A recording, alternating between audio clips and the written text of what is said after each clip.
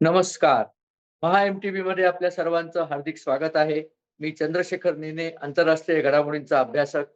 माझ्याबरोबर अलेख चाळके व्हिडिओग्राफर आहेत. आत्ता आपण अ, इराण आणि इस्रायल हे जे युद्ध चाललंय, त्या युद्धाची उपकथानक म्हणजे पाकिस्तानचे सध्याचे सेनाध्यक्ष मौलाना मुनीर, त्यांना मौलाना मुनीरच म्हणतात, कारण ते स्वतःला त्यांना कुराण पाठ आहे. त्यांना आर्मी किती येते माहित नाही, पण कुराण पूर्ण येतं. तर त्या माणसाला डोनाल्ड ट्रम्प यांनी जेवायला बोलावलं. आता हा जेवायला गेला मनुष्य, पण त्याचं बिल किती मोठं फाडलं गेलं, ते तेव्हा त्याला बहुतेक कळलं नसावं. आता पाकिस्तानात आल्यानंतर त्याचा खूप मोठा गाजावाजा होतोय. पाकिस्तानी मीडियानी तर त्यांच्या विरुद्ध आता आघाडीच उघडली आहे. डॉन म्हणून त्यांचं जे प्रसिद्ध वर्तमानपत्र आहे, त्यांनी सुद्धा सांगितलंय, की या माणसाने पाकिस्तानची सार्वभौमता विकून टाकली. म्हणजे झालं कसं, की डोनाल्ड ट्रम्प यांनी याला बोलावलं. ते 8 दिवस आधी जाऊन बसले वॉशिंग्टनला आणि डोनाल्ड ट्रम्प यांनी कधी बोलावलं, काय बोलावलं याची कोणालाही काहीही माहिती नव्हती. पाकिस्तानी वर्तमानपत्रात छापायला सुरुवात केली, की यांना स्पेशल आर्मी परेडला परेडची मानवंदना घ्यायला बोलावलंय. हा काय म्हणजे पाकिस्तानी मीडियामध्ये काहीही पसरून द्यायचं. हे यांची जी DGISPRI डायरेक्टर जनरल ISIचा जो आहे पब्लिसिटी रिलेशन्स, त्यांनी अशी बातमी सोडून दिली, की यांना आर्मी डे करता बोलावलंय. लगेच भारतातले विरोधी पक्ष भयंकर नरेंद्र मोदींवरती उखडले, की तुमची डोनाल्ड ट्रम्पची मैत्री असते आणि तरी त्यांनी असं कसं केलं? या प्रकारच्या गोष्टी सुरू झाल्या. ह्या प्रकारच्या गोष्टी सुरू झाल्या आणि आता असं लक्षात आलं, की DGISPRनी ही थापच मारली होती. कोणीही त्याला आर्मी परेडला बोलावलं नव्हतं. 7 दिवस तो काय करत होता, याची कोणालाही माहिती नव्हती. त्याचं कुटुंब त्यांनी आधीच पाठवून दिलंय, कारण पाकिस्तानचे सगळे जनरल अतिशय हुशार आहेत. त्यांना माहिती आहे आपण पाकिस्तानची अवस्था पुढे काय होणार आहे. त्यामुळे त्यांची मुलं परदेशात शिकतात, त्यांचं कुटुंब परदेशात राहतं, त्यांच्या प्रॉपर्टीज परदेशात असतात. आपल्या इथे काही राजकारणी आहेत, त्यांच्या परदेशात बरेच प्रॉपर्टी असतात. पण असू दे. तर असे हे तिथे जाऊन बसले होते. आता असं कळतं, की पेंटागनच्या अधिकाऱ्यांनी त्यांना बोलावून त्यांची झाडाझडती चालवली होती, की आम्हाला इराणवरती जर हल्ला करायचा झाला, तर जमिनीच्या बाजूनी पूर्वेकडनं हल्ला करायला पाकिस्तान हा फार उत्तम देश आहे. तेव्हा पाकिस्ताननी त्यात आम्हाला मदत करावी. पाकिस्तानचं सैन्य आणि पाकिस्तानचे सेनाधिकारी हे सगळेच बिकाऊ आहेत हो. त्यांच्या सगळ्यांची लेव्हल फक्त पाहायची, की हा किती पैशाला मिळतो, हा किती पैशाला मिळतो. डॉलर दाखवलं, की तोंडातनं लाळेचा महापूरच व्हायला लागतो. अशा प्रकारे यांना घेण्यात आलं, अ, सापळ्यात घेण्यात आलं आणि त्यांनी सांगितलं, की 3 आमचे मोठे वायुतळ म्हणजे नूरखान एअरबेस, जाकोबाबाद आणि सरगोधा बहुतेक हे सगळे आम्ही अमेरिकन सैन्याच्या वापराला देऊ. म्हणजे अमेरिकेची विमानं तिथनं उड्डाण करतील आणि इराण काय शेजारीच आहे हो. अगदी 500 किलोमीटरवरती इराण आहे. तिथे जाऊन आम्ही बॉम्बिंग करू. म्हणजे इराणला ह्यांनी विकून टाकलं. इराणमध्ये एकीकडे तर सांगायचे इराण मुसलमान मुल्क है. मुसलमान मुल्क तो हमारा भाई होता है. हम ईरान के साथ है वगैरे, वगैरे बडबडायच्या गोष्टी. पण मुळात इराण हा शिया आहे. त्यामुळे पाकिस्तानचं जे रुलिंग एलाइट आहे, राज्यकर्ते ते सगळे सुन्नी आहेत. त्यामुळे इराणशी त्यांचं पिढीजात वैर आहे. किती वैर आहे तर साधारणपणे शतकानुशतकांचं शिया सुन्नींचं वैर आहे. शिया मोहम्मदांचे जे जावई होते अली, त्यांना करबलाच्या मैदानात ठार मारण्यात आलं तेव्हापासनं आणि त्यांच्या मुलांना 2 हसन आणि हुसैन म्हणजे हजरत पैगंबर मोहम्मदाचे नातू त्यांना मुसलमानांनीच ठार मारलं, सुन्नी मुसलमानांनी. आणि तेव्हापासून शिया सुन्नींचा झगडा चालू आहे. तर त्या झगड्याचा पुढचा अंगात आपल्याला पाहायला मिळेल. कारण मौलाना मुनीर यांनी पाकिस्तानची सार्वभौमता इराणच्या विरुद्ध विकून टाकली. याच्यावर इराण भयंकर भडकलंय. इराणनी सांगितलं, "इस्रायल तर आम्ही बाद में निपट लेंगे. आता पाकिस्तान को हम फाड़ के रख देंगे." अशा प्रकारची वक्तव्य इराणमधनं आता आलेली आहे. इकडे काय झालं? इकडे हे जाऊन भेटले त्यांना डोनाल्ड ट्रम्प यांना. बरं डोनाल्ड ट्रम्प यांचं राजकारण काय पुन्हा विचारता? ते खरं गेले होते G7 मीटिंग करता कॅनडात. तिथे त्यांची नरेंद्र मोदींची भेट व्हायची होती. पण ते पळून तिथनं परत वॉशिंग्टनला आले. मुनीरला भेटले आणि मोदींना म्हटले, "तुम्ही जाताना इथे वाटपाकडी करून जा." मोदी म्हटले, "मी असला येत नसतो. माझे सगळे प्रोग्राम आधी ठरलेले आहेत. मला क्रोएशियामध्ये जायचंय. तिथे माझ्या मीटिंग आहेत आणि मी काय असा येणार नाही."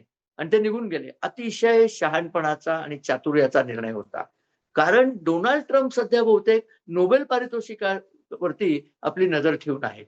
मग 2-3 लढाया जर त्यांनी थांबवून दाखवल्या, त्यांच्या मते ते युक्रेन आणि रशियाची लढाई निवडून आल्यानंतर एका दिवसात थांबवणार होते. ते अजून चालू आहे. हे 6 महिने झाले निवडून येऊन आणि खूप जोरात चालू आहे. मग म्हणले मग भारत पाकिस्तान युद्ध सुरू नाही, मग म्हणले हमास इस्रायलची लढाई ती आम्ही थांबवतो, ती अजून चालू आहे. मग भारत पाकिस्तान लढाई ही तर मी थांबवली म्हणून सांगून मोकळे झाले. त्याच्यानंतर भारताने खुलासा केला की त्यांनी थांबवली वगैरे काही नव्हती. आमची उद्दिष्ट सफल झाली म्हणून आम्ही ती लढाई थांबवली नाहीये. ऑपरेशन सिंदूर हे काही वेळाकरता स्थगित केलेलं आहे. आणि पाकिस्ताननी पुन्हा कुठलीही आगळीक केली, दहशतवादी आगळीक, तर ही लढाईच समजून आम्ही पुन्हा तुम्हाला ठोकू. आम्ही तुम्हाला इतकं ठोकलेलं आहे की तुमचं न्यूक्लिअर वगैरे सगळं नाटक बंद पडलेलं आहे. तुमचे विमानतळ उद्ध्वस्त केलेले आहेत. त्यामुळे तुमची विमानं उड्डाणं घेऊ शकत नाही. तुमची विमानं पाडलेली आहेत आणि तुम्हाला हग्या मार दिलेला आहे.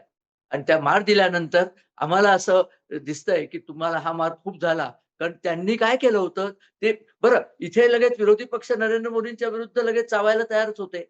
त्यांनी जाऊन सांगितलं की मोदींना ट्रम्पने सांगितलं म्हणून मोदींनी थांबवली. कारण ट्रम्पनेच असं सांगितलं की मी मोदींना धमकी दिली की आम्ही अमेरिकेबरोबरचा ट्रेड थांबवून टाकू. म्हणून मोदी आणि पाकिस्तानचे लोक त्यांनी ही लढाई थांबवली.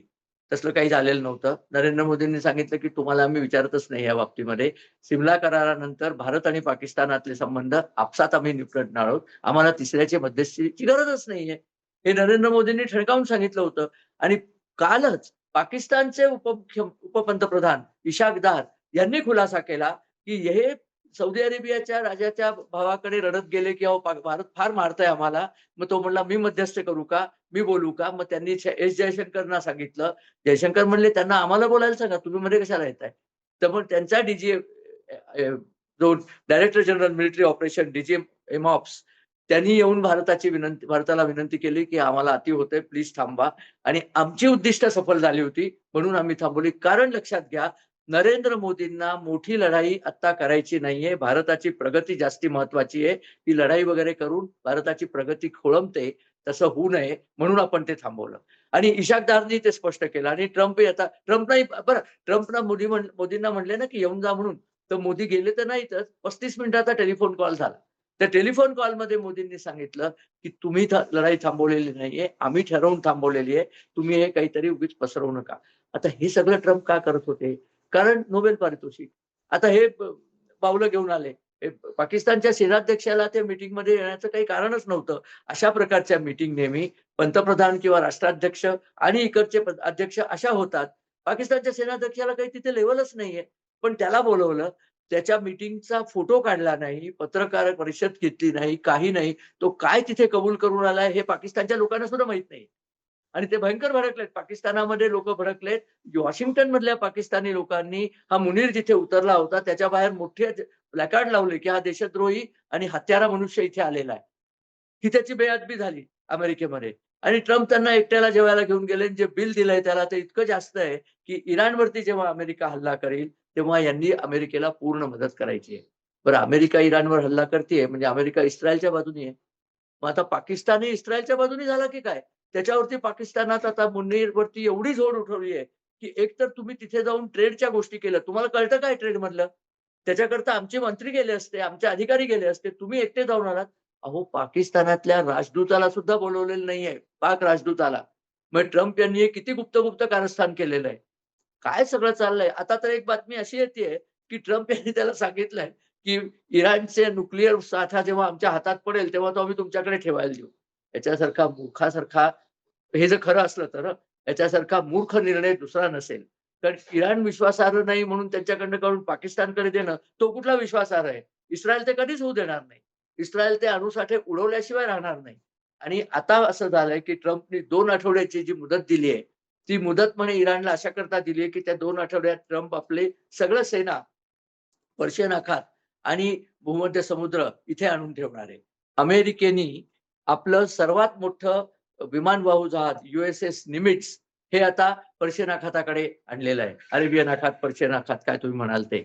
ही जहाजं नुसती येत नाहीत. यांच्याबरोबर 25 जहाजांचा काफला असतो. याला कॅरियर टास्क फोर्स म्हणतात. त्या काफल्यात पाणबुडे असतात, हेलिकॉप्टर गनशिप्स असतात आणि या जहाजांचं संबंध सैन्यच अमेरिकेचं तिथे आल्यासारखं आहे. अमेरिकेचे एकूण पश्चिम आशियामध्ये जे सैन्य तळ आहेत ते सगळे अलर्ट केलेले आहेत. कारण इराणवर जर स्वारी करायची असली तर इराणला सगळ्या बाजूनी घेरण्याची योजना आहे.